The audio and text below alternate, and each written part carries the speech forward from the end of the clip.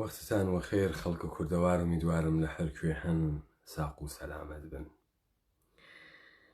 ئێمە جاروبار لە دۆستان و ڕەفیقان ئەبیسین کە مەردەمە ئێمە لەم دۆر و زەمانە لە دنیایەکا کە ئیمڕۆ هەست وەختیان نییە دانیشن 10 دقیقە 5 دقیقە وەخت دابنێن وە گوێ بگرن لە مەسائلێک کە ئێمە تحتە ناوە دیبیت مەترەحیەکەین. وەلذا ئێشێ ئێمە شروع بکەین بە یەک سری تکنیکە بازاڕیابی بۆ خاتری ئەوەی کە مەردم مەجبورکەین بە ئەفتاوە قسە بکەینە گوێیان. مەسەڵەن سعی بکەین لە هونەرە سینەمایی ئیستیفادە بکەین. مەسەڵەن ئێمە سعی بکەین کە دکوراسینێکی زەریفمان بێت، خۆمان پرۆفێژناڵ نیشان بدەین و سعی بکەین لە کۆتاهترین زەمانە تەئسیرە خۆمان دابنین لەسەر زێحنە مخاتەبە. ئەمە زیاتر لە جادوگەری ئەچێت، لە شوعبە دەبازی ئەچێت. تۆ مەسائلە پێچیدەیە هزاران ساڵەی زندگی ئینسان ناتوانی بە سوورەتە سەتحی بکەیتە ناوە زێحنە ئینسان. ساختنە بنەڕەتێک و بنەمایەک پێی ئەچێت، بەڵام هەڕۆژاندنی 5 دقیقەی گەرەکە. تۆ بە 5 دقیقە فیلمە پۆڕن ئەتوانی تەمامە مەبانیە ئەخلاقی و ئەرزشی ئینسانێک تەحریک وەسوەسە بکەی و لە بینی بووی. بەڵام بە ساعەتها فیلمە دۆکۆمنتاری ناتوانی مەقولەیە تەخریبە ئاسارە فیلمە پۆڕن بە جامعە بازگویی بکەی. تۆ لە نیشاندانە فیلمێکی پۆڕنا ئەنوا و ئەقسامە وەرژنە جۆرا و جۆرە سەکسە ئینسان لە 5 دقیقە ئەدەنە خۆردت کە دەرگیرە تەکە وەسوەسەی تۆ، تەکە نەفسانیاتت تۆ، تەکە شەهەواتت تۆ و تۆ تەحریک ئەوی بەم 5 دقیقە کە بەو مەسیرە بکێشەی کە ئەوان مەدە نەزەریانە. بەڵام بە ساعەتها کە تۆ بێ تەوزیح بدەین، ئەوەڵەن فیلمە پۆڕن شتێکی دروست بۆ یاگرتنە مەسائلە سەکسی نییە. دووەمەن فیلمە پۆڕن ئاسار و ئەواقبە ڕۆحی و ڕەوانی و ئیجتیماعیەکەی خەیلی مخەرەبە. تۆ ملیۆنها مخاتەبت ئەوێت 5 دقیقە فیلمە پۆڕن تەماشا بکەی، ئەمە سەدان مخاتەب پەیان ناکەی بۆ دۆکۆمنتەری هایەک کە میزانە تەخریبە فیلمە پۆڕن و سەنعەتە پۆڕنۆگرافی لەسەر جامعەیەکە بەڕەسی ئەکات. شاید ئێمە لە دەورانێکا زندگیەکەین کە هیچ بەها و ئەرزشێک نەماگە، هیچ شتێ قەبیح نییە، مەرزی فیمابینی باش و خراوی لە بین چووگە. دنیایەکی نسبیە کە ئینسان بەرەو نهیلیزم و بەرەو پوچگەرایی ئەوات. ئەمە شەرایەتی بۆ ئێمە ئینسانەکان کە مەحکومین بە زندگی ئیجتیماعی سەختتر کردگەسۆ. ئێمەمانان وەختێ بە خۆمان ئێژین مەردم، یعنێ ئەو توودە ئینسانەی کە لە ناوی جامعە محکومین بە زندگیکردن تحتە شەرایەتی کە پێمان تەحمیل ئەکرێ. ئێمە هەڵی نابژێرین خەڵکە کوێین، ئێمە هەڵی نابژێرین دایک و باوکمان کەیس، ئێمە هەڵی نابژێرین چه ڕەگەزێک و نژادێک و زوانێک و جوغرافیایەکمان هەست. وەختی تینە دنیا لە جێگەیەکە مەجبورین فێرمان ئەکەن، لێمان ئەدەن، ئامادەمان ئەکەن کە دەستەمەو بین و ئیحترام دابنین بە قودرەتێک کە لە ناوە ئەو جامعە حاکمە. ئێمە لە دنیای جەبرا زندگی ئەکەین، هیچ اختیارێکمان لە خۆمان نییە. هیتەی اختیاراتە ئیمڕۆی ئێمە گەیگەسە دنیای خیاڵ و زەهن ئێمە. لە دنیای مادی و فیزیکی ئێمە لەلایەنە کۆرپۆریشنەکان و دەوڵەتەکان و گەمار و دریاگین. ئێمە تا زەمانێک ئازادین کە کارهایەک بکەین کە لە تعریفی ئەوانەوە ئەم کارانە بڤە نەوێت، ئەم کارانە یاساغ نەوێت. بۆیە ئێمەی ئینسان کە زندگی سەراسەر ڕەنجە وەختی خۆمان دەسوپێ بە سیاگ ئەوێنین، زندانی ئەوێنین و ئەتوانین ئوفقێکی تر و ئاسۆیەکی تر تەسەور بکەین لە ژیانێکی ئینسانی تر کە لیاقەتە ئێمەز ئەکەوینە ڕەنجە زیاتر. ئەوەی کە تۆ بەرامبەر بە جامعە خەریکی قسە ئەەکەی لەبەرەوەی جامعە هاوسەرنوشت تۆست، ئەم کۆمەڵگا لەگەڵ تۆ و ئەمساڵی تۆ دروست ئەوێت. ئەگەر تۆ کەمتەرخەمبی بەرامبەرە ئەم کۆمەڵگا، منیش تیا زەرەر ئەەکەم.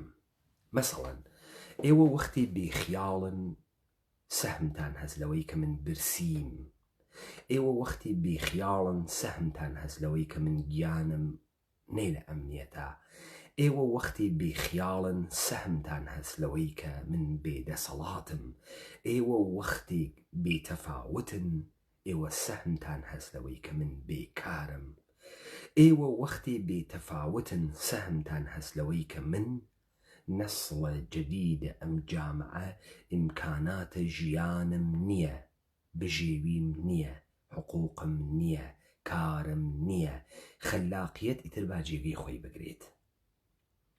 من ناتوانم ئەزدواج کەم، ناتوانم ژن بخوازم چون ئیمکاناتم نییە، ناتوانم مناڵ بەخێوکەم چون ئیمکاناتم نییە. مناڵێکیش کە تێرمیە دنیا ئەڕواتە ناوی مەدرسەیەک و مەهدە کودەکێک کە ئەم مەدرسە و مەهدە کودەکە دروسی من نەمنووساگە، من لە تەزاددام لەگەڵە دەرسەکانی ئەمە، وەلی من دەسەڵاتم نییە، من چارەیەکم نییە، مەجبورم قەبکەم بە کلکە خۆمە و هەر خەفەت بخۆم، یا خۆم گەوژ و گێچکەم، یا لەگەڵ ئەم شەرایەتە خۆم کنار بێرم و زەجر زیاتر بکێشم، یا ئەوەی کە سعیکەم قاوکەم لە مردن بێم بێژم ئاگر کەوت کەسە ماڵمان با بیکوژێنینەوە. ئەمە بەم ڕاحەتیە ناکرێت، چون دوژمن بێکار نەنیشتگە. دوژمن کێز؟ دوژمن ئەو کەسەسە کە هاتگە هەرچی دەسەڵاتە لە تۆ بیسێنێ تا تۆ دەنگە دەرنەیە، تا تۆ ئێعتراز نەکەی، تا نێژی تۆ بۆ پاروی گەورەتر ئەخۆی، تا پێی نێژی کاکە تۆ بۆ سوارە ملە ئێمە بووگی، هەر جۆرێ مەیلت هەز بای ئەدەی.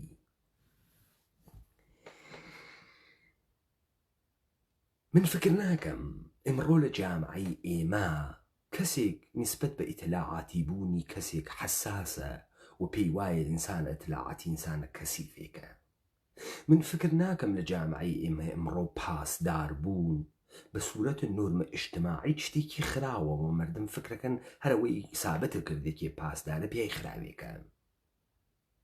من فکر ناکەم لە جامعەی ئێمە ئەمڕۆ بە کەسێ بێژی دز ئەو کاورە ناتوانێ ژیانی تیا بکە و مردم دزیکردن بە قوبح ئەزانن. نا، من وا فکر ناکەم، چون من فکرەکەم لە ناوی جامعەی ئێمە ئیمڕۆ هەموو شتێ عادی بووگە. ئەوەی ئیمڕۆ عادی نییە و ئەوەی ئیمڕۆ مردم لێ دوور ئەگرن مەردانگیە، سداقەتە، کەرامەتە، عیززەتە، ئینسان بوونە. ئەمانە مردم لێ دوور ئەگرن. بۆ؟ چون ئەم کالا ڕەونەقی نییە لە بازاڕە. تۆ بەمانە ناتوانی پوڵداروی، تۆ بەمانە ناتوانی بە سکس بگەی، تۆ ناتوانی بە سداقەت و بە کەنیشکی بێژی من هاتکەم تەکی تو ڕابطەیەکی جنسی 5 دقیقە بەرقەرار کەم و خوا حافیزە بێ. ناخوا کەس ملی بۆ نادایشێ درۆ بکەی، ئەشێ وە هەزار چهرە خۆت دەربێری درۆ. بازاڕە ئیمڕۆ بە درۆست. تۆ ناتوانی ئیمڕۆ بڕۆی داوای پوڵێ بکەی، قەرزی بکەی، بێژی وە کاورا بێژی من پشتوانەم نییەم پوڵی تۆ بەم و گەرەکمە بیکەمە دەزمایە کاسبی پێ بکەم. تۆ ئشێ بڕۆی درۆ بکەی، چەک بدەی، زامن بدەی، بژین و کوڕ فڵانە کەسم و لە فڵانە جێگا هاتکەم. توێشی کالایە بە درۆ بفرۆشی بە تەرەف. تۆ ئشێ کالاکە ئیحتکارکەی تا گران بوێت، تا تۆ بتوانی پوڵ دەربێری. سەداقەت لە دنیای بڕوا ناخوا. تۆ خێر ناکەی ئەگەر بچی کرێمێکی مارکی عەسڵ بێری دایبنی بیفرۆشی و 20,000 تمەن. لذا تۆ ئشێ بڕۆی کرێمێکی کۆپی بێری دایبنی 3 ملیۆن قەسەم بخۆی ئەمە ئەسڵە تا بتوانێ بیفرۆشی تۆ 20,000 تمەن. پس من فکر ناکەم لەم جامعە کەسێ سداقەتی خۆش لێتێ، کەسێ دزی ناکا، ناچوون دزی خراوە، نا تا ئیستا کەس نەیدیگە دزێک لە جەهەنەمەوە بێتە دەر تا مردم بترسێ لە دزیکردن. مردم فکرەکە دزە نەگیریاک پاشاس. پس ئێمە ئیشێ لەگەڵ جامعەی وا چۆن بەرخۆردکەین، چۆن ئەم جامعە متەوەجه بکەین کە ئێمەی مردم خۆگوناحمان نەکردن لە ناوە ئێوە زەندگیەکەین. کاکە من لە فەسادا ناتوانم لە ئێوە بووەمەوە، ناتوانم. من لە چاپلوسی و مەسینە هەڵگرتنە ناتوانم لە تو کاورایەکی بێ هیچ چوو پوچ بووەمەوە. کاورایە بۆ مەسینە هەڵگرتن ئیشێ بێ شەخسیەت وێت، ئیشێ بێسەواد وێت، ئیشێ بێدایک و باوکوێت، تا بتوانێت دزی بکە، تا بتوانێت جنایەت بکە، تا بتوانێت شکنجە بکە، ئیشێ بێبەرودواوێ، ئیشێ حرمەتی نان و نەمەک نەزانێ، ئیشێ بێناموس وێ، ئیشێ لە وجودیا ئەخلاق نەوێ تا وجدانی بێ عەزاب و وجدان بکێشێ کە نیشکێ ئەخەڵەتێنێت لەبەرەوەی دەسی بە سەکسەکەی بگاشە و ڕاتەوە ماڵ عەزاب بیگرێ بێژێ من ژیانم ئینسان مەخراو کرد. ئەگەر قەتڵ بکا وەکو ڕاستکۆلنیکۆفی ناوی جنایەت و مکافات ئەم مکافاتە ئەزیەتی بکە. نا، تۆ بۆ خاتری ئەوەی کە جامعەیە کۆنتڕۆڵکەی بە مەرد جامعە کۆنتڕۆڵ ناکرێ، بە نامەرد جامعە کۆنتڕۆڵەکرێ. کەسێک کوڕی دایک و باوکی خۆی وێت مەسینە هەڵ ناگرێ، وە کەسێکی تر وە ئینسانێکی تر نایژێ سەروەرم، نایژێ گەورم، نایژێ. ئەگەر ئینسانی مسڵمان وێ و دیندار وێ، هیچ ئینسانێکی تری خاکی وەکو خۆی لە حەدی ئەوە ناوێنێت تەعزیمی کە سەری بۆ بخەم خەم کاتەوە، سەرفەقەت بۆ خوا خەمەکاتەوە. ئەم جامعە دینی تیان نییە، ئیمانی تیان نییە، ئەخلاقی تیان نییە، چون کالای ئەمانە ناڕواتۆ ئەگەر ئەمانەویتە پەخمەی گەمژەی ناتوانی زندگیکەی، ناتوانی نان بخۆی، ناتوانی سکسکەی، ئیشی درۆ بکەی. و ئەم درۆ گشتی قووت ئەکا بەرە گشت کەسێ لە ناوی درۆ زندگی ئەکا. و لە ناوی درۆ زندگی کردن بێجگە لە ڕەنجی مزاعەف و نابودی هەچێکی تری بە شوێنەوە نییە.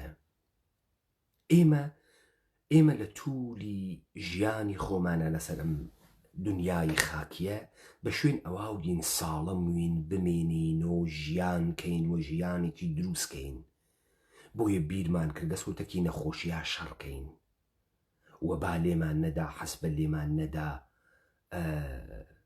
ئاب لە مۆرغان لێمان نەدا، سیل لێمان نەدا، نەمان کوژن. ئەمانە ئێمە بیرمان لەوە کردگەسەوە کە دزی نەکەین لەبەرەوەی دزیمان لێ نەکەن، قەتڵ نەکەین لەبەرەوەی نەمان کوژن. ئێمە فێری ئەمانە بووگین، خۆمان پارێزین. بەڵام چۆن وەختی خەریکین خۆمان نابوو دەکەین، پێی ناوین بە نابودی خۆمان، پێی ناوین کە درۆ بونیانمان نابوو دەکا، پێی ناوین کە وەختی گشتی دزوێت ئیتر مالکیەت معنای نییە، پێی ناوین وەختی ئێعتماد و ئەخلاق نەوێت ئیتر ژیان لە ناوی جامعەیەکە قەیرە ممکنە. بۆیە من لەم فەسادە ناتوانم لەم مەردمە بیوەمەوە، ناتوانم چاپلوسی خاسێکم، ناتوانم مەسینە هەڵگرە خاسێکم، ناتوانم تا حەدە ئەعلایە گەوادی بچم، ناتوانم. ئەدۆڕێم. ئینسان بۆ ئەم کارانە پێویست ناکە بڕواتە دانشگا، پێویست ناکە کتێب بخوێنێتەوە، پێویست ناکە فکر بکاتەوە، پێویست ناکە مەعرفەتی بوێت، پێویست ناکە دانشی بوێت، پێویستەکە کە ئینسان نەوێت، پێویستەکە حج بنەمایەکی ئینسانیتیانەوێت تا بە کەڵک بێ. ئێمە ئیشتبا فکرەکەین کە کۆمەلگا احتیاجی بە پیاگە خاص هەست، یان ئێمە بەستم حکوومەت احتیاجی بە پیاوی خاص هەست. پیاوی خاص وە دەردە کۆمەلگا ناخوا، وە دەردە حکوومەت ناخوا. پیاوی خاص کێشە دروست ئەکا.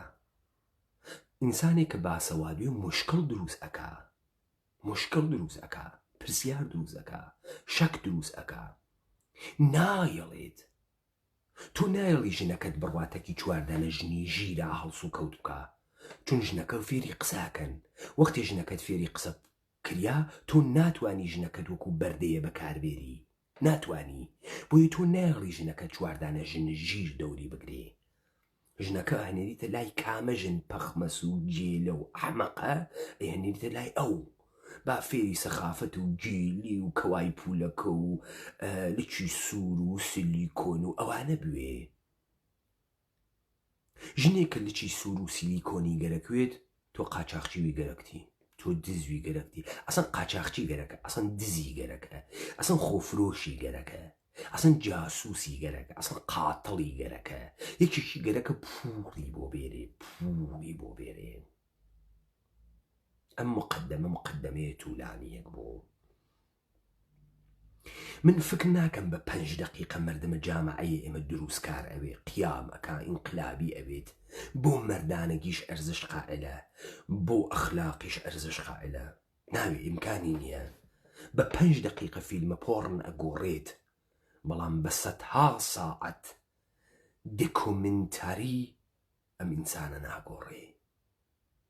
چون ئەو ڕێگە ئاسانە ئەیناسێت، لذەتێکە کە زەمینەکەی وا لە وجودیە،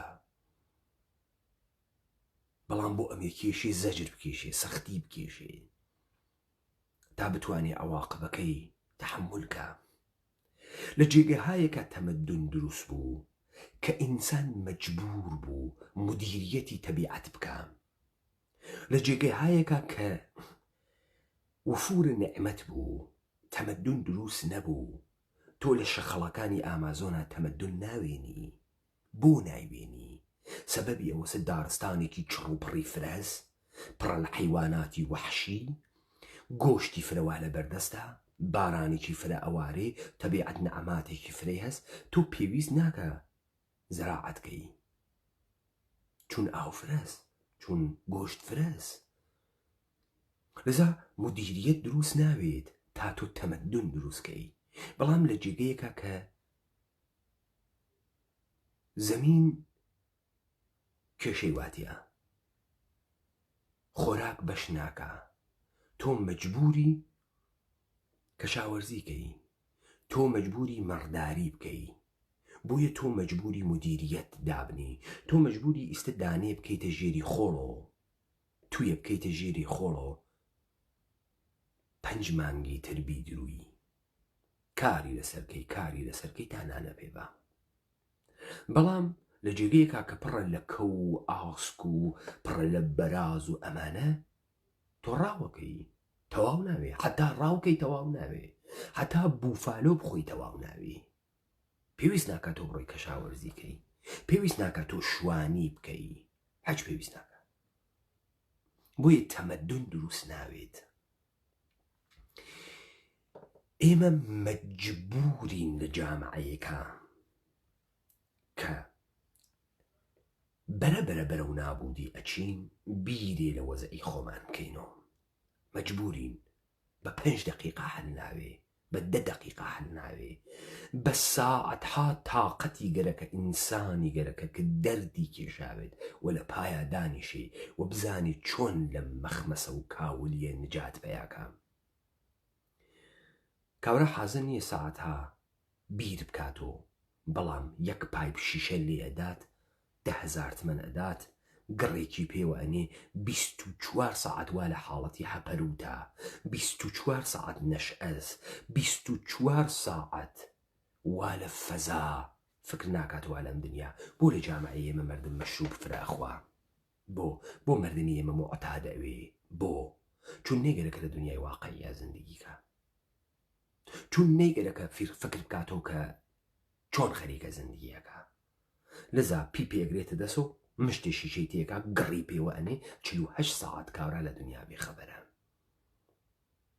ڕێگەکەی ئەم بێخەبەریە نییە چون ئەم ئاغا لە تای ئەم پیپۆ 2 ساڵتر تەمەنی واوە دەسەوە ئەمرێ وەخۆی نابوو دەکا چون ئەم ئاغا لە پای ئەم شیشەی ئەلکولی ئەوێ هیچ ئەسەن ئەم ئینسانە تەکی دنیای واقعاکارێکی نییە، دنیای واقع ناتوانێت تەحملکە.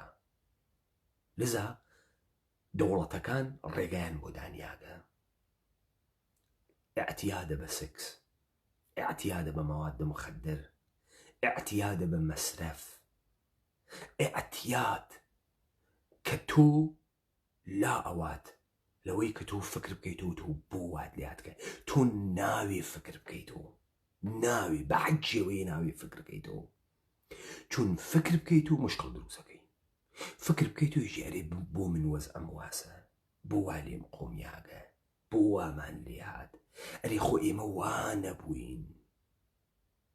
وەڵا خۆشە پارتی بکەین و دوودانە ژندانین و فویە بکەین بەم پا و سکس خۆشە و پایپ خۆشە و ناگەهان تۆ ئەتەقەیتەوە تۆ لە بین ئەچی بۆ جامعەت وای پێتێت کە ئمڕۆ تبقە ئێترافە خۆیان لە ئێران 16 ملیۆن معتاد موجودە، 16 ملیۆن معتادە بەمەواد مخدر. الكل معلوم نییە، اعتياد أكثرية الجامعة باعتياد السكس مبتلاس. أم جامعة واقعا ناوي جامعة واقعا إيمن وعنوان إنسان كان أم جامعة روابط إنساني شمان ماغا، روابط عاطفي شمان ماغا، واقعا ئێمە دروست خەریکین لە گوزەرە عمر خۆمان کەڵکردین. ئایا ئێمە واقعا وەکو ئینسانە متەمەدن خەریکین زندگی ئەەکەین؟ دروستە تۆ مڕۆ فێر بوویی بڕۆی پوڵ دەربێری پەسەندازی کەی بۆ خاتریەوەی لە پیریا پوڵە بوێم، بەڵام تۆ چەندێ فکر کردەسە و سروەتە عاتفی دوێ کە لە پیریاوە دەردەبخوام. لە پیریا کوڕێکە بوێ، کەنیشکێکە بوێ، نەوەد بوێ، نەتیجەت بوێ، لە دەور تاون تۆ بەوان بژیت و ئەوان بە تۆ، ئەوان باوا گەورە و دا گەورەیان بوێت تویشنەوە و نەتیجەت بوێت. چەندێ بەمە فکرە کردەسەوە،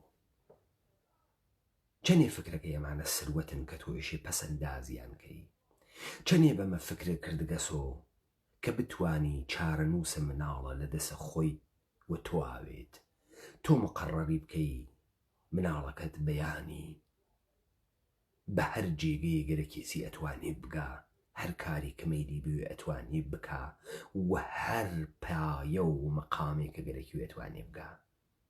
ئەمانە جێگەی بیرکردنەوەن. پس من فکر ناکەم دیبەیتێ بە 20 دقیقە تەواو ئەوێ و فکر ناکەم مردمێ بە 20 دقیقە بە نەتیجەیەک ئەگا و فکر ناکەم ئەم مردمە هەڵەسێ. ئێمە لە ڕەفتارە عادیە ناو کۆمەڵگای خۆمانە نوعی تربیەت ئەناسین پێئێژین تربیەتە تەوسعە پەیان نەکردک. مەسەڵەن لای ئێمە باوکو دایکێ کوڕەکەیان نەسیحەت ئەکەن کە گاز مەدە بە ماشینەکەت، تن مەڕۆ بە ماشینەکەت، مەڕۆ هەتی و مەڕۆ.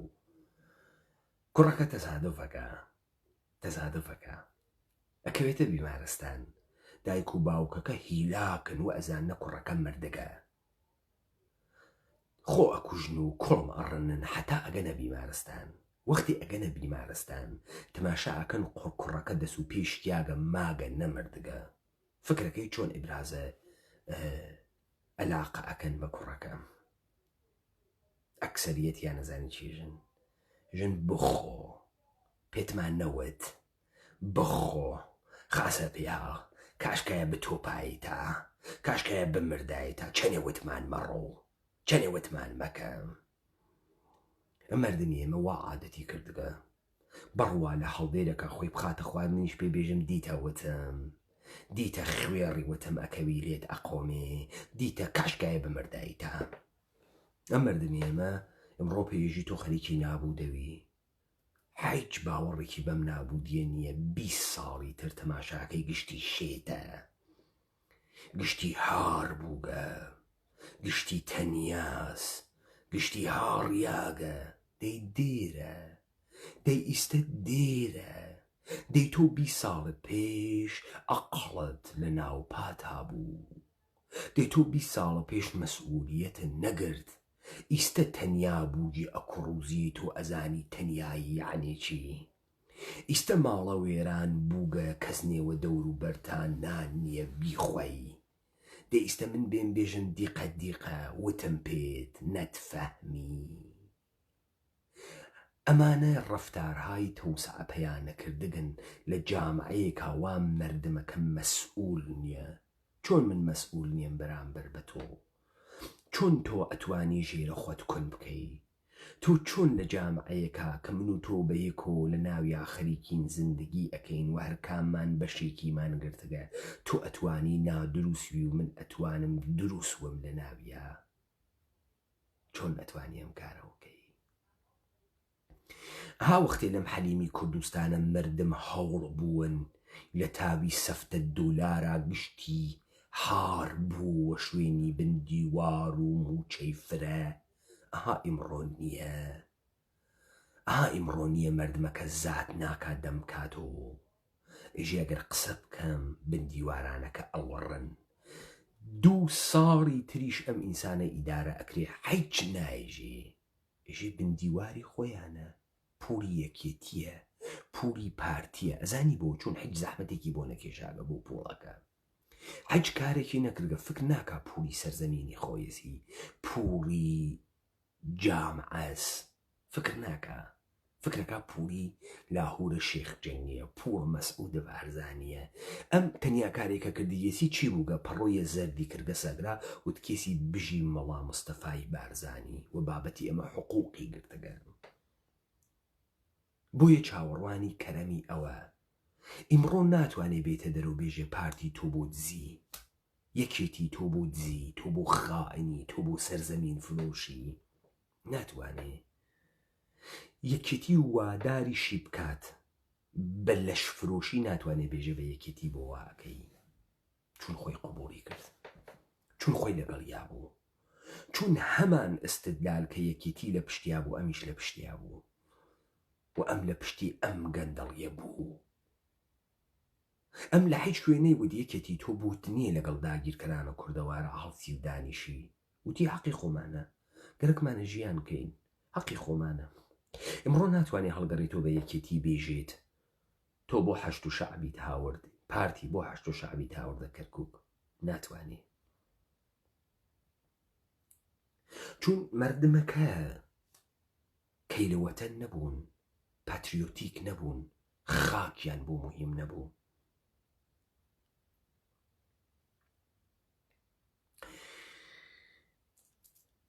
من گەرەکمە 2-3 مەقولە بەحسکەم کە مقدمەکەی فرەتولانی بوو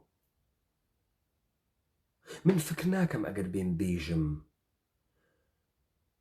هەڵسوڕاوانی کۆمەڵگای مەدەنی کاری ئیتلاعاتە خەڵکی تر نایکە یا خەڵکی ڕقێتی لە ئیتلاعات نا فکر ناکەم ئاوا ئەتوانم سابتی بکەم ئەمە کاری ئیتلاعاتەی تر مردم نایکە من وا فکر ناکەم من فکرەکەم ئێشێ ئەم مردمە متوەجه بکەم کە بە کار لە حەوزەی فعالیەتی مەدەنیە چی لە دەست ئەدا خۆی چی لە دەست ئەدا ئەمە فرەتوو لە کێشێ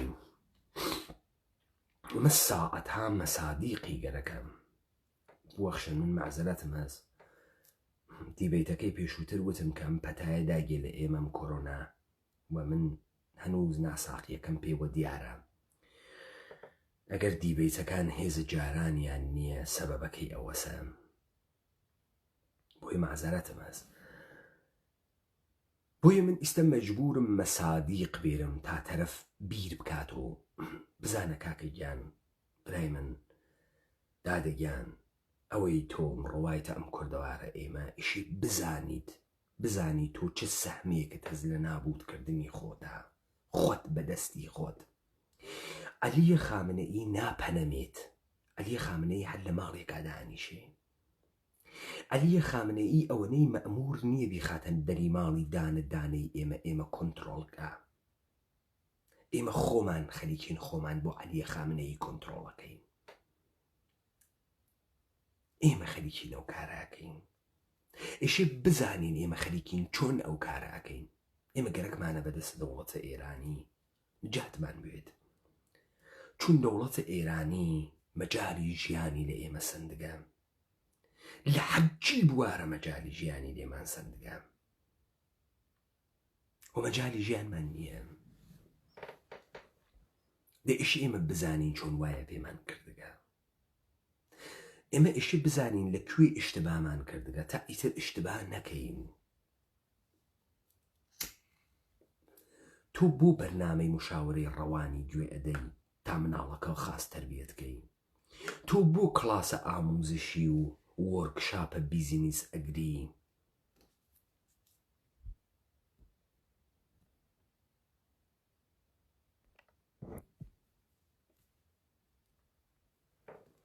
تا بیزینس خاص بکەی بۆ خاترەوەی گەرەکتە ژیانێکی ئینسانی تر ژیانێ بکەی لە لیاقەتە خۆتاوێت و مسلح بیت بە دانش ژیانی کۆمەڵایەتی.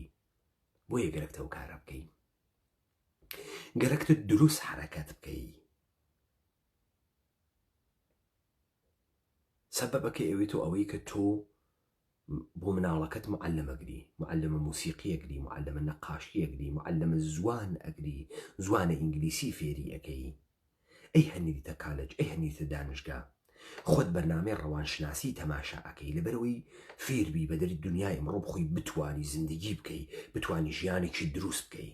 مەگەر نە ئەواسە دەی تۆ ئەم ژیانە ناتوانی بکەی ئەگەر تۆ نەزانی خۆت چ کارەی، خەریکی چی ئەەکەی.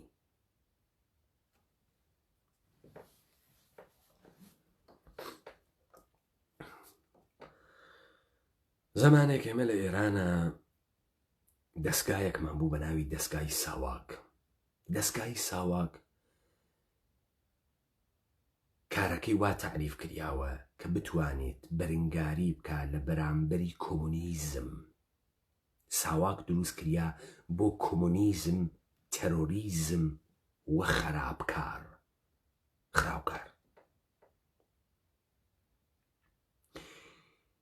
ساواک ئەوەی بۆی کۆمونیستی لێبەهاتایە ئەیگرت.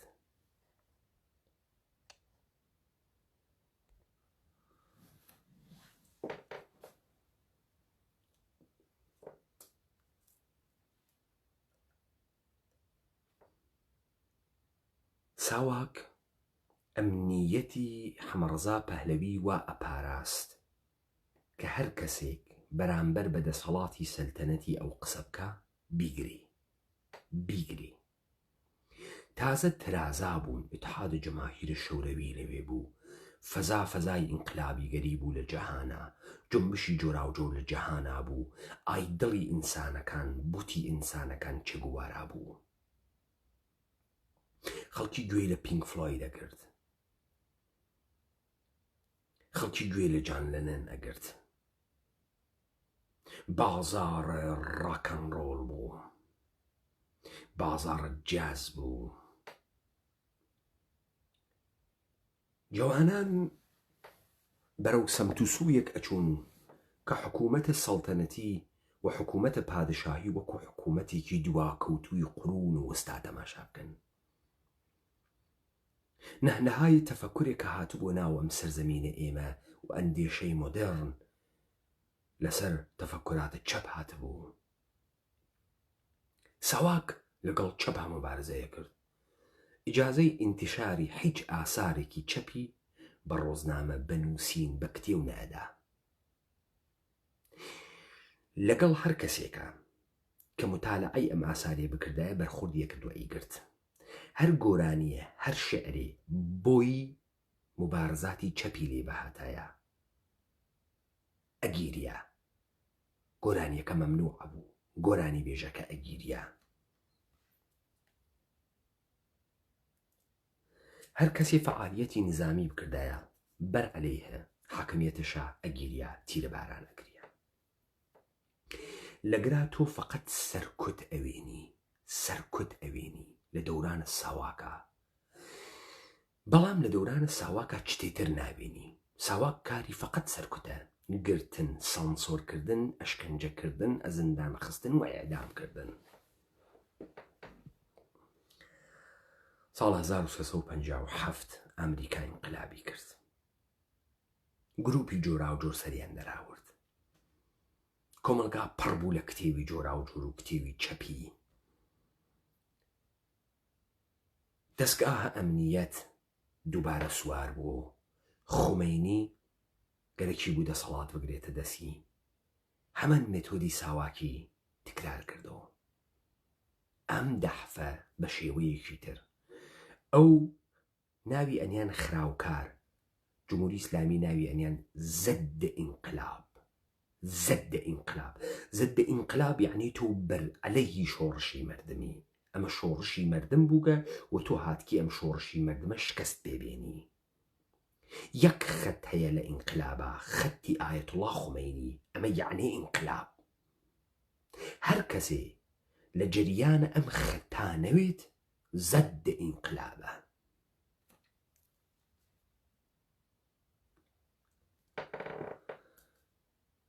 ساواک بە چریکە ناوە شار نەیوت چریکە ناوە شار، وتی خراپکار.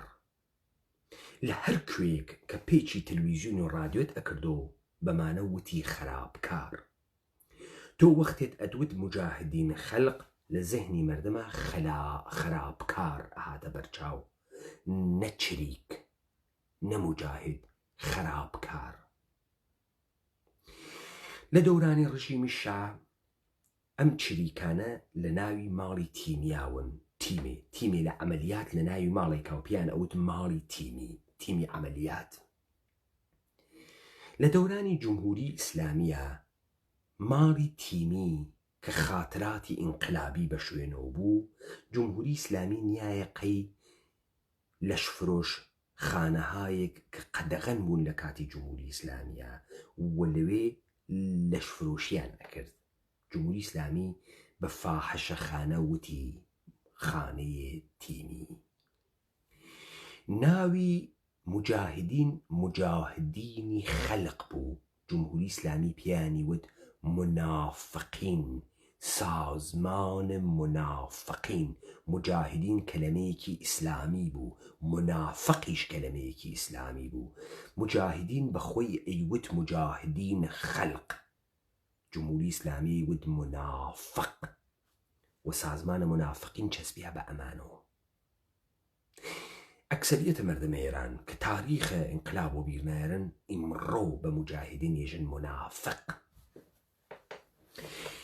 جمهوری ئیسلامی بە کۆمەڵە و دموکرات وتی گروهەک یعنی بچووکن. گروهەک یعنی بچووکن. گروه تعدادێکی نەفری بچووکە. گروهەک یعنی بچووکتر لە گروه، یعنی عیدەیەک داوە 5-6 نەفەر.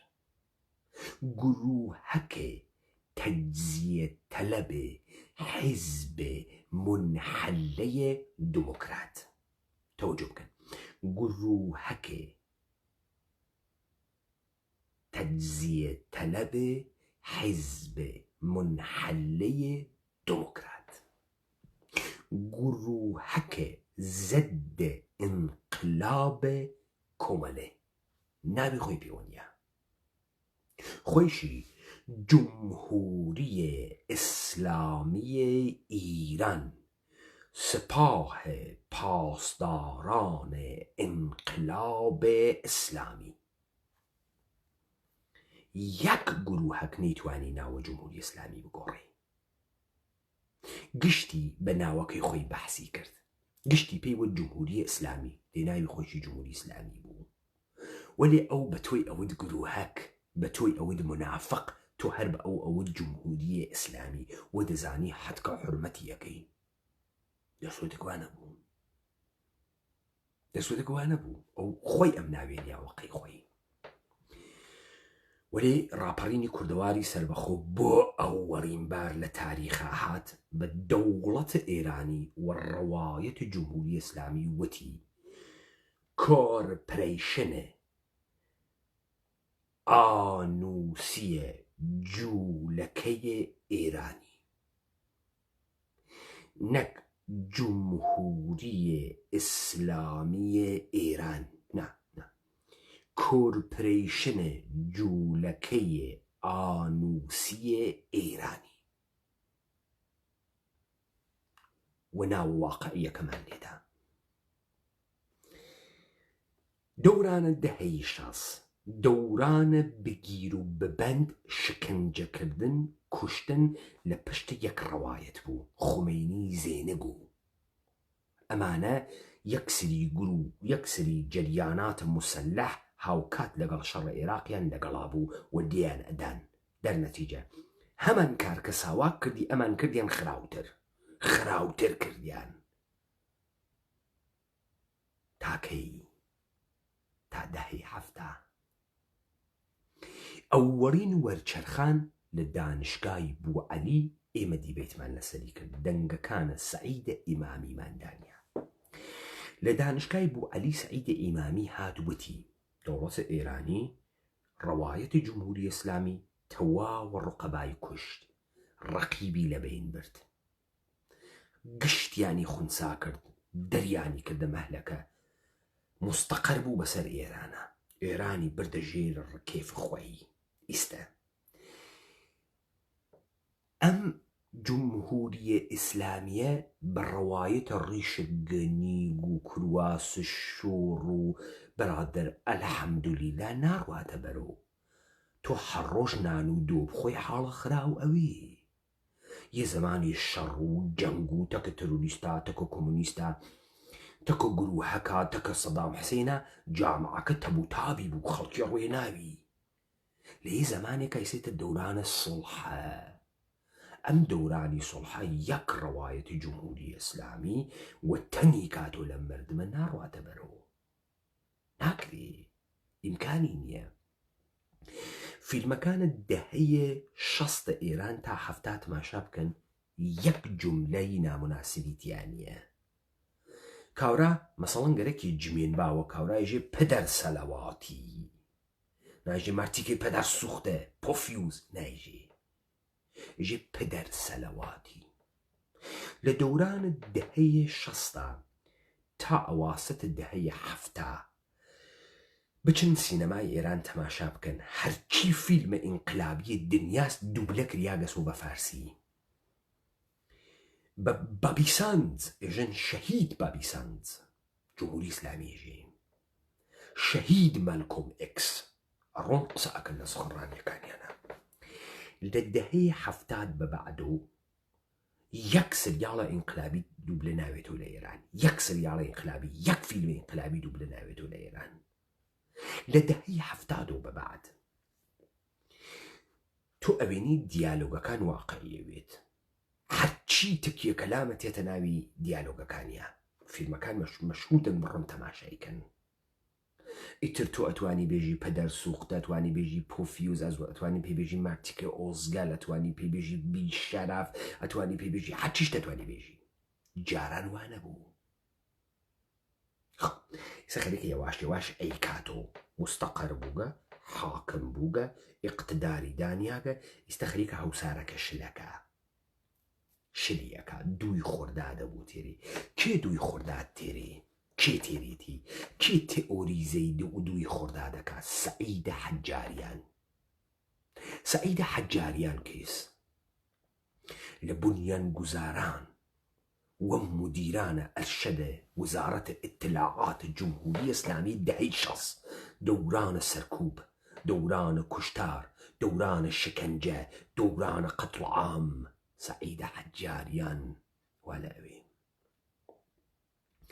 ئەکبەرە گەنجی وا لە ئەوێ تەمامە ورد و درسە ئەمانەی کە وانە ئەو دەوروبەرە وانە ئەوێ ئەمانە هونە کێ ئەمنیەتیە خەتەرناکە دانیشتجووهای پەیرەوە خەتە ئیمامە تاجزاده و شمس الواعزين و ئەمانە ئەوونە چی؟ ئەوونە ئیسلاح تەڵەبین چی تێرن؟ گفتمان فعالیت جامعه مدنی و جامعه مدنی. جامعه مدنی بەرسەر چی ئوستوارە؟ بەرسەر چی ئوستوارە؟ بەرسەر تەبعیز، نە ئیستسمار، نە ئیستعمار، نە ئیمپریالیزم. تەبعیز، فەرقوسون، وەکو دیوتە فەرقوسون. تەبعیز. ئیستا ئەم تەبعیزە ئێشێ مەسادیق پەیا بکە تا تۆ بۆ ئەم تەبعیزە بتوانی نیروهای جدید، مجاهدین خەلق، چریکای فەدایی، پەیکار، شەفەق سورخی، اتحادیە کۆمونیستای سەربەداران، کۆمەڵە، دموکرات، بلا بلا بلا دروستکەی، ئێشێ دروستیکەی. خۆ ئەمانە کۆمونیست بوون، ئەمانە تەرەفدارە حقوق کارگەر بوون، ئەمانە بە شوێنی جامعەی بەرابەر ئاگەڕێن. ئەمانە بە شوێنی چی ئاگەڕێن؟ تەبعیز. تەبعیز، نە ئیستعمار، نە ئیستسمار، نە ئیمپریالیزم. تەبعیز بەرسەر چی؟ حقوق شەهروەندی. حقوق شەهروەندی لە ئاسۆی چییە؟ دموکراسی. دموکراسی. استعمار، استثمار، امبرياليزم يعني انقلابيگری بر ضد نظام سلطه، نظام کنترل خوراک، پول و أصلحة يقركس دسو و هجموني داقة بسر كومالقاي بشرية. أما استعمار، استثمار و امبرياليزم مشيا بداية لما أما شون ليدي لتمام ساختار ومؤسسات يدي أي روخيني بنياني على تكيني أي تبعيز سرچيويسي. تبعيز إيشي؟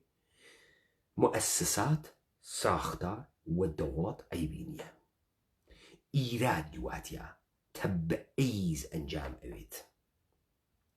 أم تبعيز بو أنجاموي بل عليه هيك أنجاموي سيشي بقرين شون يواني كمورد التبعيز واقعون.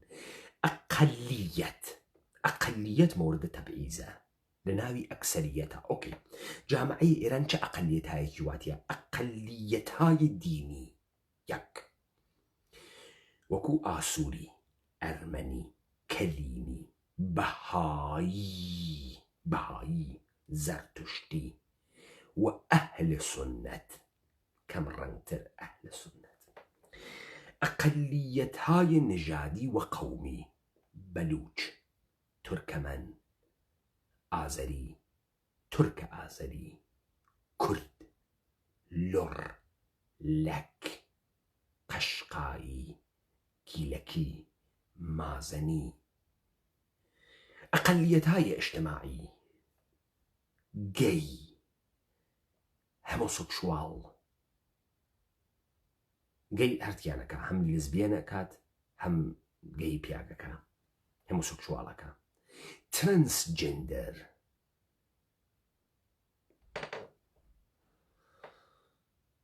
أقلية الجنان والظلم بر الجنان. مصادق رهاي جنان چيه؟ مبارزتك حجاب إجباري، روسري، توسري.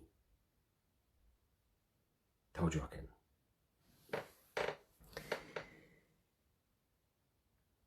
مبارزة بو دروس كردن محيط زيست. حواس من بيد عسككان نمرن. حواس من بيد قرواق كان تشوم قلا كم نكن.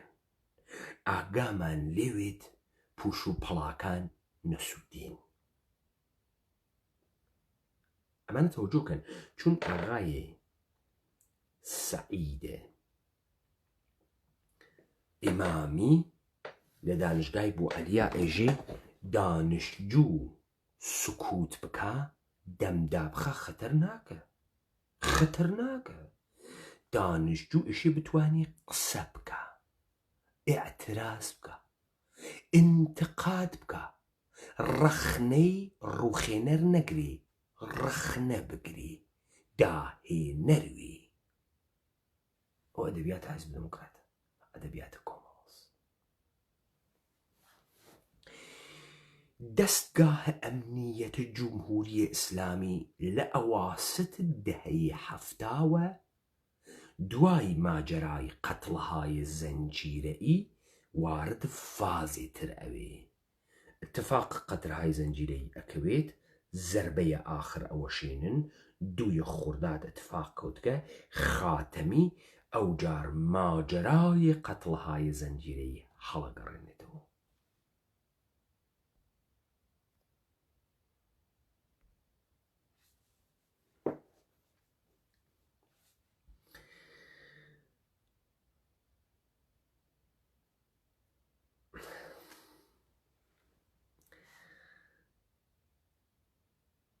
لە ناوی هەر سوخەنڕانەیەکە مشتێک گروهە فشار و نیروهای سەرخود و عناسر نەخۆش و بێدایک و باوک و مەسینە هەڵگەر مەوجودە.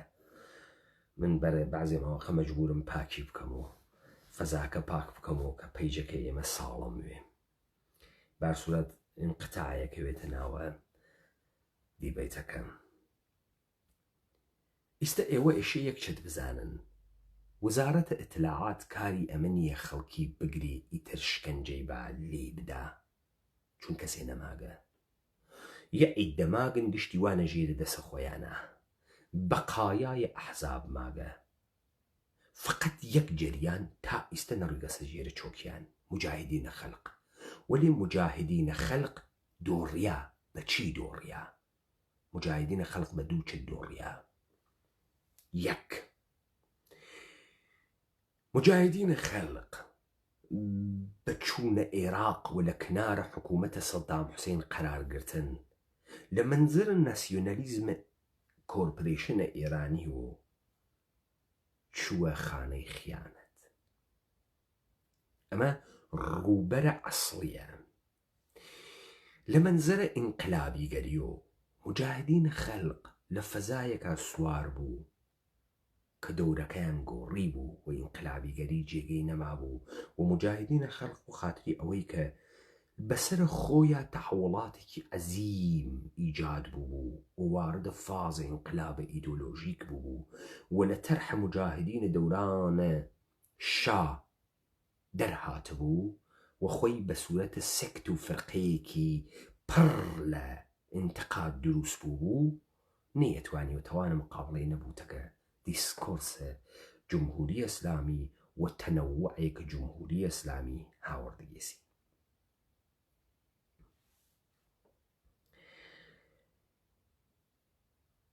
داستانەکە وا لە ئەگرا کێشی ئێوە بیفەهمن، بە تایبەتی ئەوانەی کە ئەوونۆ قوربانی نازانن و ئەکەونە ناوە ئەم داوە.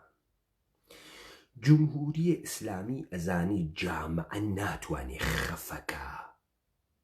ناتوانێ خەفەیکە ئیشە هەوساری بۆ شل بکە، وەلی لە دەستە خۆیان شلیکە، وەلی خۆی هدایەتی کا تا خەڵکی سەرگەرم وێ و هاوکات بۆ کۆمەڵگا ئادرس دروستکە، منشعبی کاتە سەر جەریاناتە مختلف، منشعبی کاتە سەر هەستەها و مەجموعەهای مختلف شکڵیان بدا کە گشتیان یەک قیبلەیان بوێ، یەک قیبلە.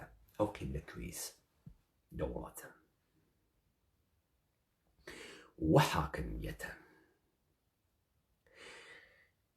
پس گۆڕینە گفتمانە ئینقلابی یەک تەهدیدە گەورە لەسەر شانە دەوڵەتە ئێران لە ئەوە ئینقلاب، هەڵتەکەندنە دەسەڵاتە ئێرانی لایەوە، ئەڕوا بەرەو فازە ڕێفۆرم لە بەستەرێکی ئاهستا کە خەساریش ئەدا، مبارزەیش ئەکا، تێڵایش ئەخوا، ئیعدامیش ئەدا کە چه ئتفاقی بکەوێ تەمامە دەسەڵات تەکان ناخوا، یەک سری ڕەفتارە دەسەڵات ئێشێ بگۆڕێت. مردم خاستەی هەست، ئێشێ دەوڵەت بەم خاستەی مردمە احترام بنێت. پس اتفاقێکە لەگراکەوێت چییە؟ مبارزەی واقعی لە لابردن بنیان تەبعیز، استعمار، استثمار و نابودی ئینسانەکان تەبدیل ئەوێ بە حەقیقەتێکی مطلق کە تۆ ئیشی لەگەڵ یا کنار بێ قبوڵی بکەی و لە بازەیەکی توولانیە فشاری بۆ بەی کە خۆی نەرمتر بکە، کەمتر حکوومەت بکە. ئەمە چی ئەکا؟ ئەمە دەسەڵاتی ئەوانەی کەوانە سەر ئەم دەوڵەتە هەتایی مطلقەکە، مؤسسات هەتایی لەسەر شانە مەردم سوار ئەکا. بزانن دەوڵەت وەختی شکلت دەوڵەتە مؤسسات ئەگرێت تۆ نازانی تەکیکیا تەرەفی. مثال ئەو خوا کەوا لە ناوی ئاسمانەوە دەردە هیچ کەسێ ناخوا، باوەڕکەنەوە خوا لە ئاسمانەوێ کەس نایپەرسێ. بۆ؟ چون تۆ دەستە پێ ناگە، نازانی شەفات ئەدا یا شەفات نادا. لذا ئێشەی مردمێک کە باوەڕیان بەم خوا بوێت یەسری خوای مادی بۆ دروستکەی.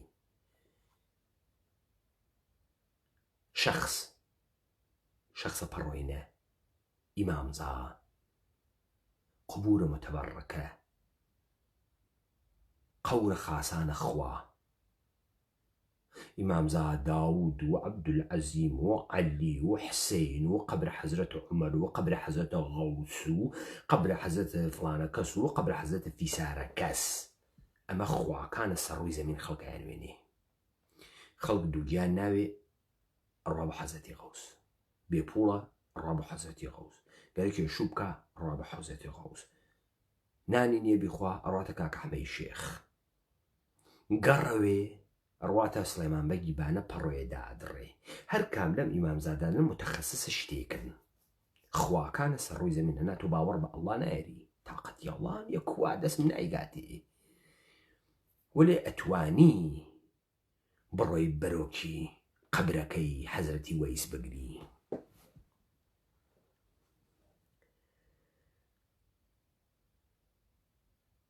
دەوڵەت وەسە خوای ئاسمان تۆ نایوێنی، دەسی بێ دەسەڵاتە نایوێنی. هەرکەوە دەسی خوا تووڕە ئەوێ دوودانە مەرقە ئەداتە بەربەرد.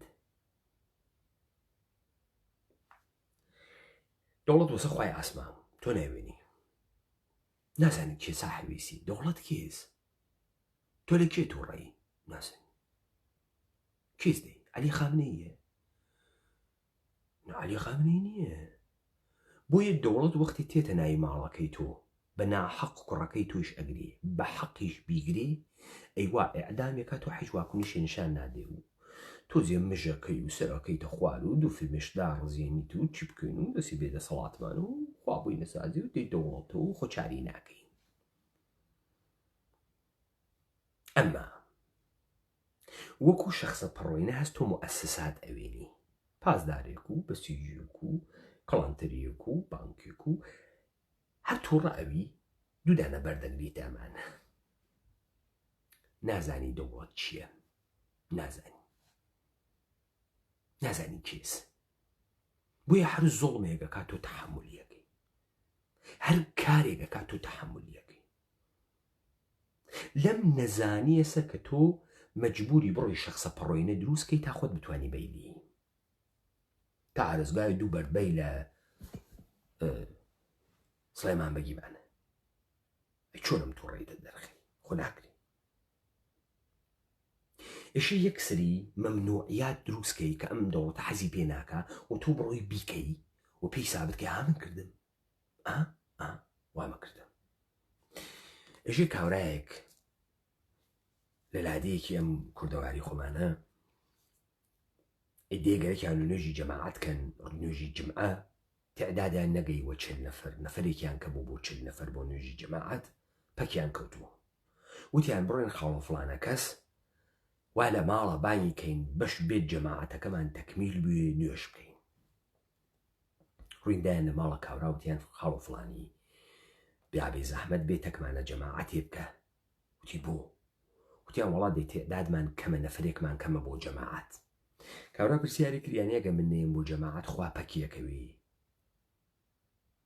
وتیان دێرە وڵا پەکمانەکەویت ناتوانین نوێژەکە بکەین. ژی سێ تەڵاقەم کەوتوێ خوا فرە پەکمی خسکە. ئێشی ئەم دەفە پەکی بخەم. ئێمەی کوردوایینە مەردم عادی واسە. دەسی وەخوا ناگات دەسی وەخوا ناگات دەسی وەخوا ناگات لە جێگەیەکە ئەحساسە کاتوانی پەکی خوا بخا پەکیەخە.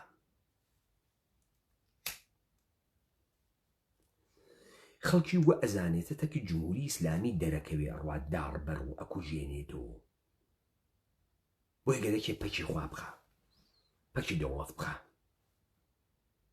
دەوڵەتیشەم بازیە پێی خۆشە. تەوجۆکەن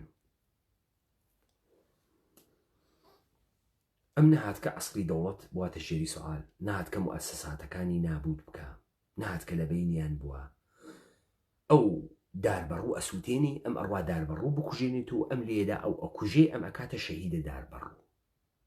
بەو بەختی بێچارە وای زانتە کارێکی کردگە وەلێ لە ئەسڵا چێ اتفاقی کەوتگە حاکمیەتە دەسەڵات ئەمی قتر بووگە قوڵتر بووگە ئەم کاورە فەقیریشە خۆی مەشغوڵ کردگە قیبلەی گم کردگە بەهایشی داوە گیانیشیدا.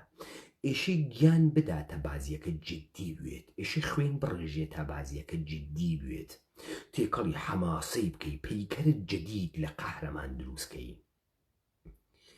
دایکە بێتۆ قوروانی ئەو ساتەوە هەژگەکە ئەداوە ئارەکە، دایکە بێتۆ قوروانی ئەو هەڵمەتە شێرانەتە وەختی هەژگەکە ئەداوەمە لە پوشەکە، دایکە بمرێەوە وەختەی وا ئاگرەکە دەورتی ئەگرت هارەقەن ساردەکەەوە ناوشانانە هاتە خوارەوە، دایکە بێتۆ قوروانی هەڵمەتی شێرانەی پاچ وەدەسە، دایکە بێتۆ قوروانی ئەو دڵە ناسکەتوا بۆ سمۆرە لێ ئەدا، دایکە بێتۆ قوروانی ئەمە ئەوێت و هەیکەلت جدید، قارەمانە جدید، قارەمانە داور بەڕوو، قارەمانە سمۆرە سەرگەردانەکانە کێوەکانە زەگڕۆسە کوردەوار، قارەمانە لادان لەچک و پەچە و لاودە پەچەکەت پەچە لاودە با دەرکەوێ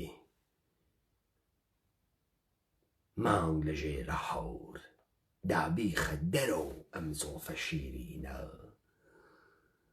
دایکە بێ قوروانی پرچە مشکریاگەکانە، پرچە دکلۆرەکە، زۆڵفە چەتریەکە، زۆڵفە تیفوسیەکە، قەزاکەوێ لە ماڵم قارەمانە ڕووسەری فڕە دەر.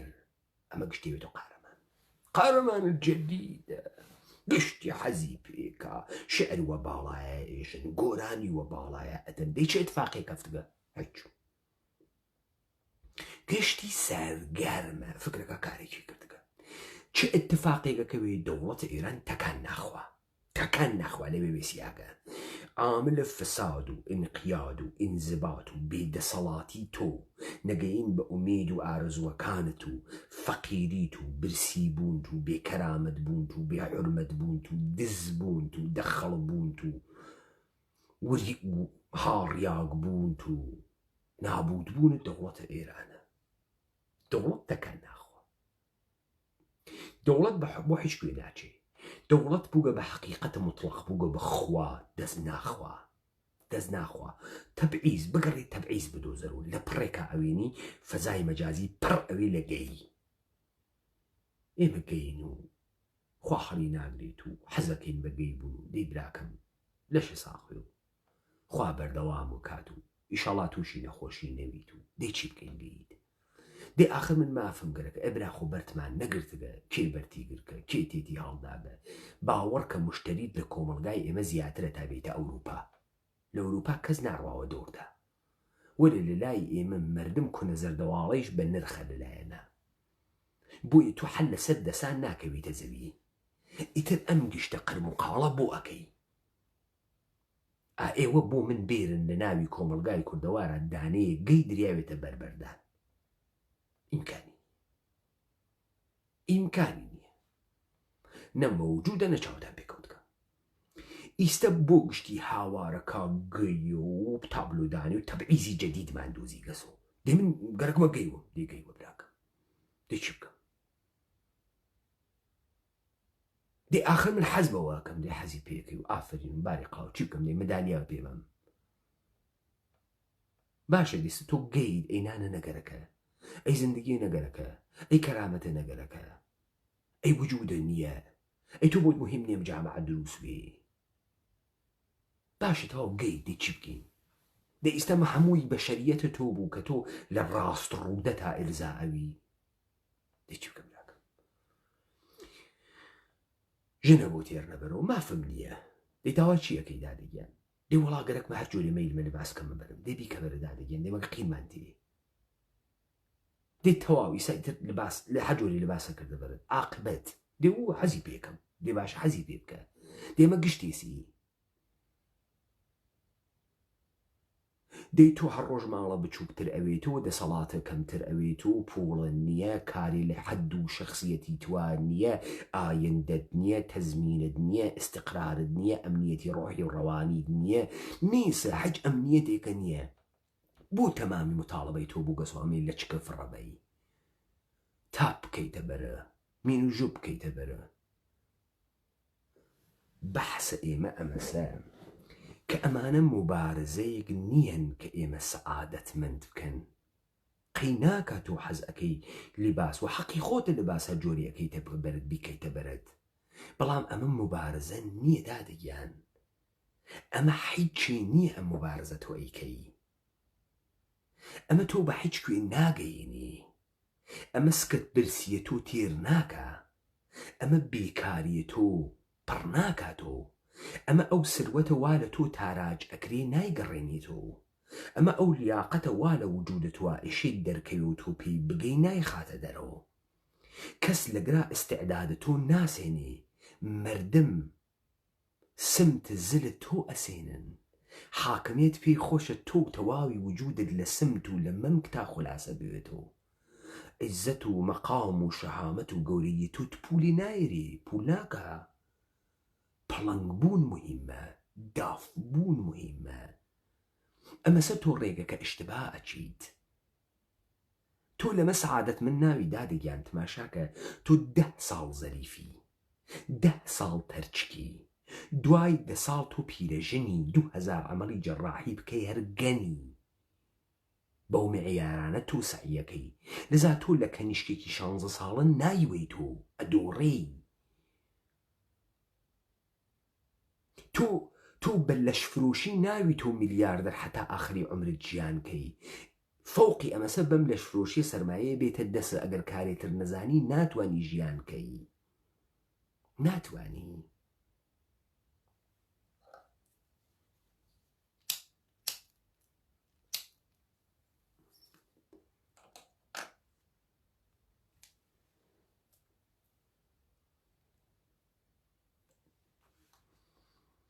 لذا ئەمانە مبارزە نییەن چون دەسەڵات و ئەوانەی کە کۆنترۆڵە تۆ ئەکەن پوڵ یعنی کارت یعنی بژێوت یعنی سەعادەتت چووگە سەرزەمینتیان خواردگە منابعەکەی ئەوەن و نایەڵن تۆ گەشە بکەی دەسەڵاتە بوێ دەنگە دلێروێ ساڵەم وی نایەڵن واویتە ئەزیێت ئەکەن نەخۆشە ئەکەن نایڵەن ژیانێکی ڕاحەتە بێ پڕەکەن لە ئسترێس پڕەکەن لە ئستراب پڕەکەن لە وردبوون پڕەکەن لە بێدەسەڵات بوون پڕەکەن لە تەنەفور پڕەکەن لە ئێعتیاد و تۆ هیچ وەخت ناوی بۆ ئینسانە گەورەیە کە ئیشێ بوویت ناویت کەس نازانێت تۆ ئەوی تۆ چی وەلی ئەو لە ئەوڵە مەسیر بۆ تۆ مشەخەسەکە و ئەزانی تۆ ئەوی تۆ چی تۆ ئەگەر بەشەروی کەس نازانێ ئەوی تۆ چی داخۆم ئەوی تۆ ماری کووری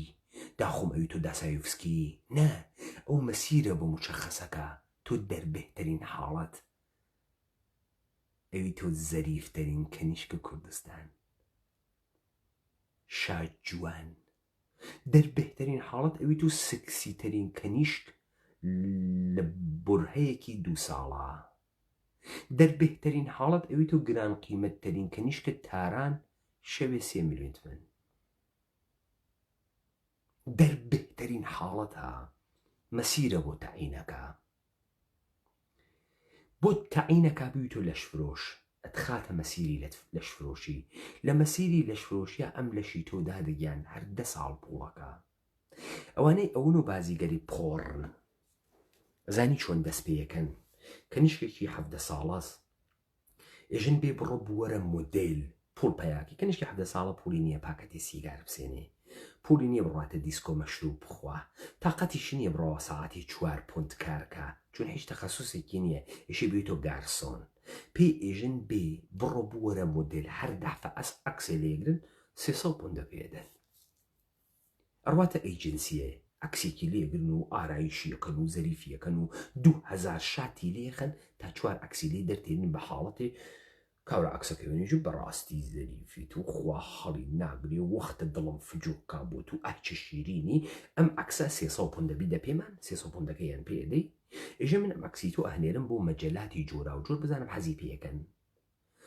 دائنیشی مانگێ زەنگە بۆ نادەن 2 مانگ زەنگە بۆ نادەن وەختە بتەقی ئەم ئەکسە زەریفانی خۆتەوێنی و ئەزانیتە شوهرەت و ئەزانیتە ناو و پوڵ هەڵە ئەتەکێنی 2 مانگ مەراق خۆی لە پڕێکا زەڕ تەلەفۆنێکە بۆکەن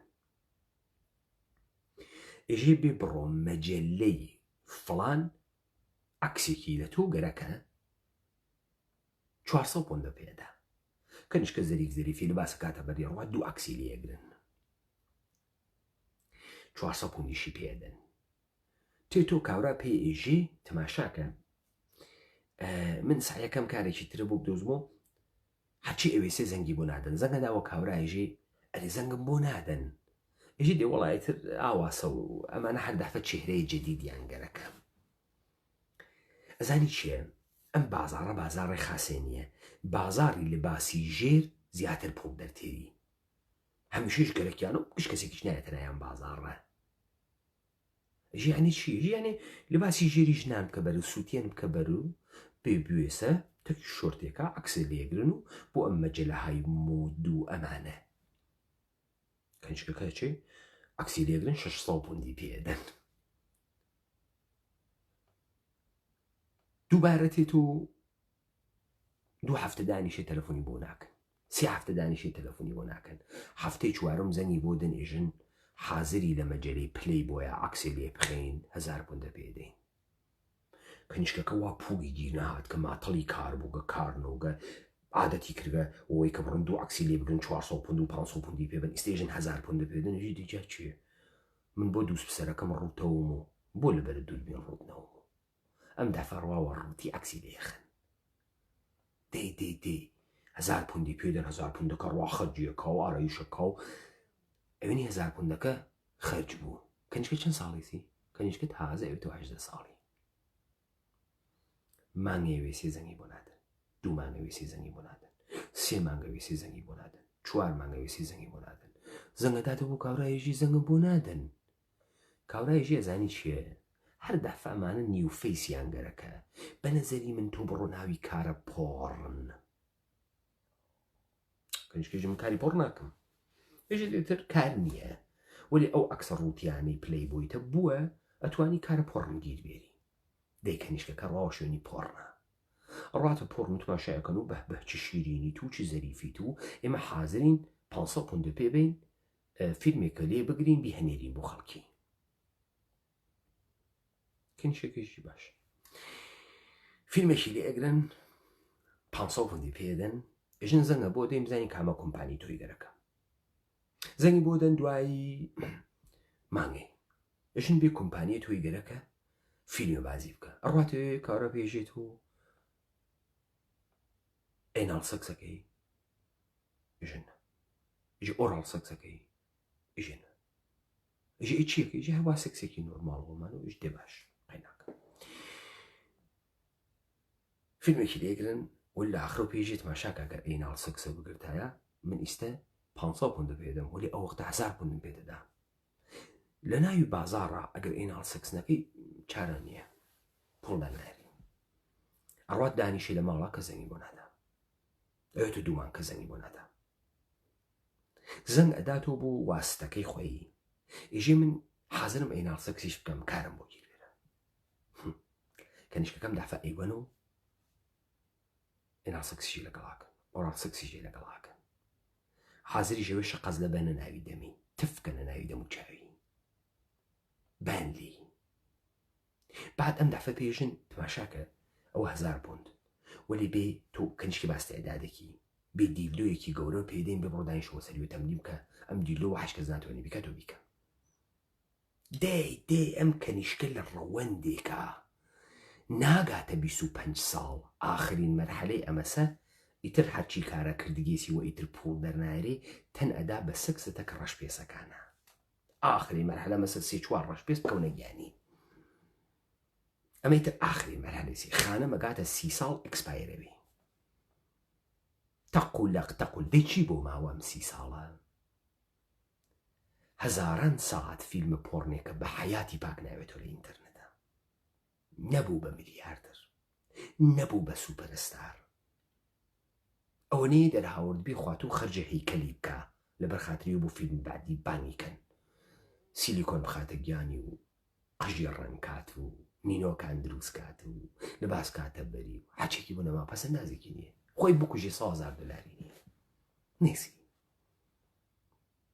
دێم خانمە بەکوێگەی ئەم خانمە حیسیەت و وجود و کەرامەت و شخصیت و تەواوی ئینسانیەتی چوو بڕۆ لێی پرسە داڕمیاکە زاتی نییە مناڵی بێت چون مناڵەکەی فیلمەکانی لەسەر ئینتەرنێت ئەوێنیت چون لێی ناشارێتەوە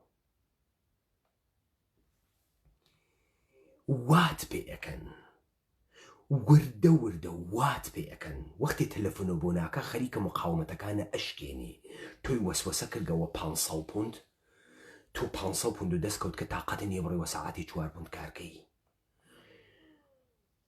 ناتوانی تۆ ڕۆگی کوراسێکە دەرهاورگە و چواردانە ئەکسە گرتگە 500 خستکە سەر دەسەوە ناتوانی لەم دەرامەدە لەم ڕۆیاوە بۆ خۆتە دروست کردگە هەفتەیە دەدانە ئەکسەگرم 5,000 پوند دەکا 5,000 پوند مانگێکە کاتە 20,000 پوند 20,000 پوند دەکە ساڵێک ئەکاتە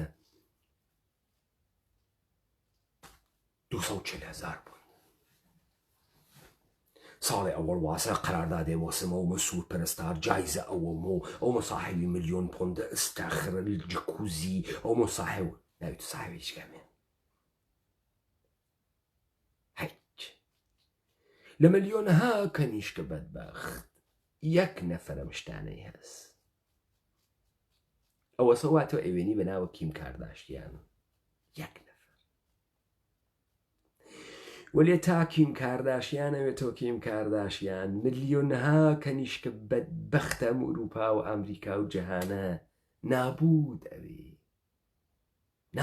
ئەوێ و من و تۆ نەمە ئاساتیان ئەوێنین نە دەردەکانیان ئەوێنین نە ڕەنجەکانیان ئەوێنین نە یەک دنیا و عمر باقی مەندەی لە پێشۆ خەچکریاگ وا عیزەتی فرۆشت وا کەرامەتی فرۆشت وا ڕەوابەتە عاتفی فرۆشت لە 30 ساڵەگیەوە ببعد مەجبورە بڕوات لە ڕادیۆ لەم شەبەکەهای پۆڕنە کە تەلەفۆنەکەن بۆ خەڵکی پوڵ دەربێرێ و هەمیشە لە حاشیاوێت و هەمیشە هاڕیاگوێت و هەمیشە لە بین چووگاوێت ئەمە حکایەتی دنیایە کە ئێوە تیا زندگیەکەن دنیایە کە تیا ئیدۆلۆژی لە بین چوو ئارمان لە بین چوو ئینقلابی گەری لە بین چوو دادەگیان لە ناوت دنیا کاکە گیان لە ناوت دنیای ئەمڕوا کە تۆ خەریکی زندگیەکەی لەم کوردەوارە سکوتە تۆ نابودی خۆت و منە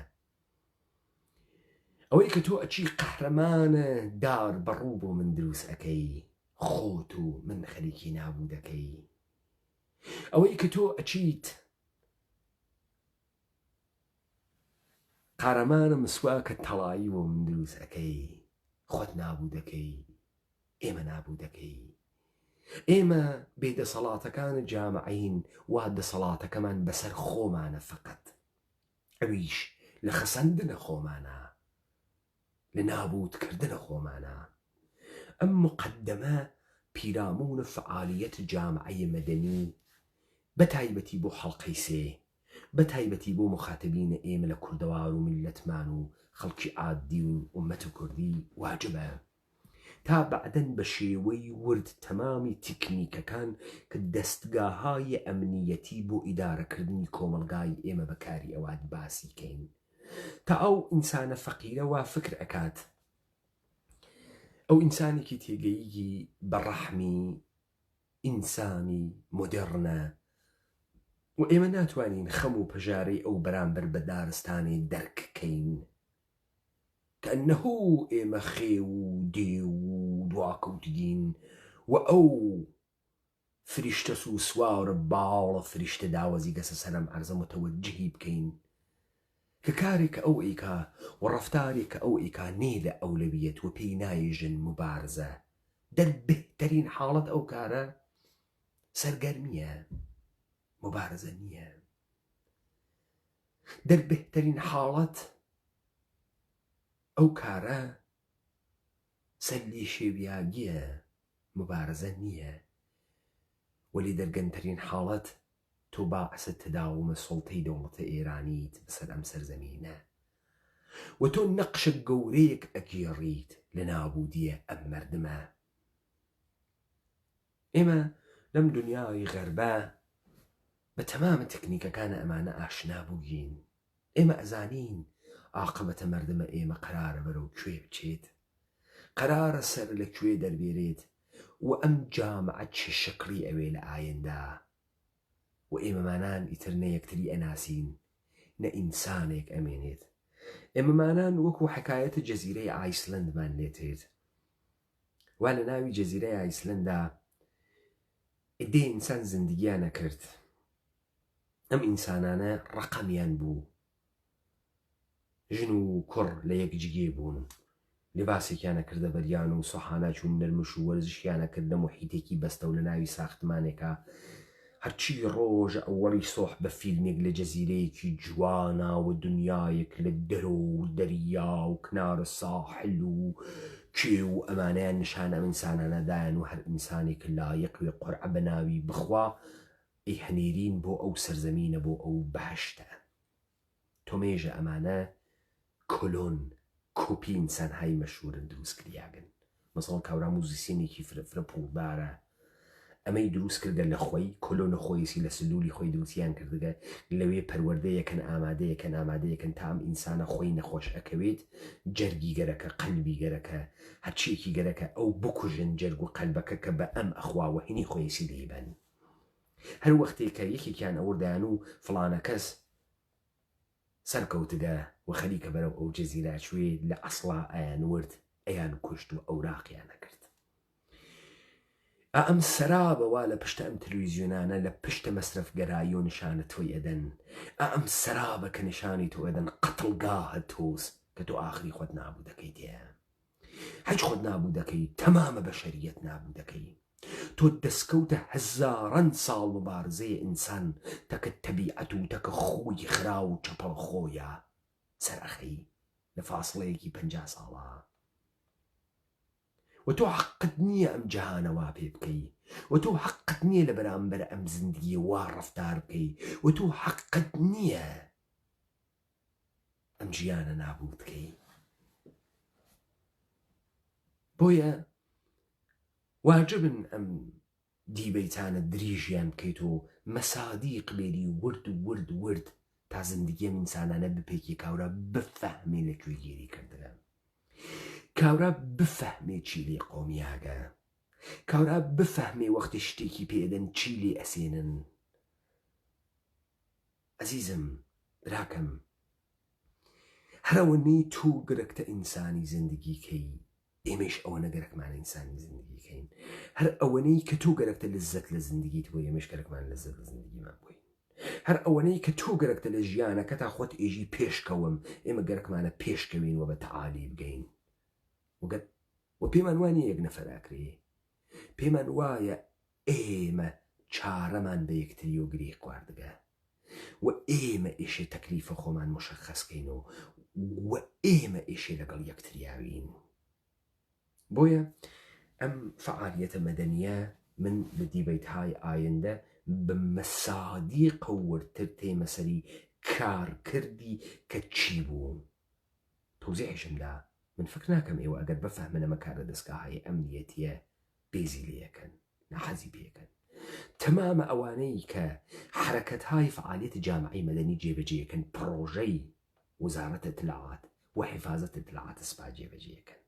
ئەزانم ئەمە بەلای ئێوە مهم نییە، ئێوە بەلاتانە مهم نییە کاورە ئەتلاعاتیە، ئێوە بەلاتانە مهم نییە کاورە جنایەتکارە، ئێوە لە خواتانە کاورە جوابی سڵاوتان باتەوە بەشکونانێکتان دەستکەفێ.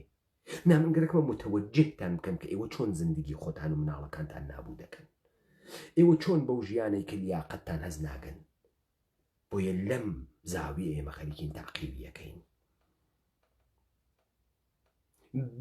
بە ئیمڕۆژی تەرین زمان بەو شتی تو حەزی پێکەی، بە منافع حەزی پێکەی، بە منافع باسیەکەین بۆت، بە مەسرف باسیەکەی، بە مەسرف باسیەکەین بۆت. بە چی حەزی پێیەکەی؟ متەوەجهت ئەەکەین کە ئەم کارە تۆ ئەیکەی ئەوە نییە و ئەم کاری تۆ بەرعەکس خەریکە ئێمە نابوو دەکا، خەریکە ئێمە لە بین ئەوات. لا ئێوە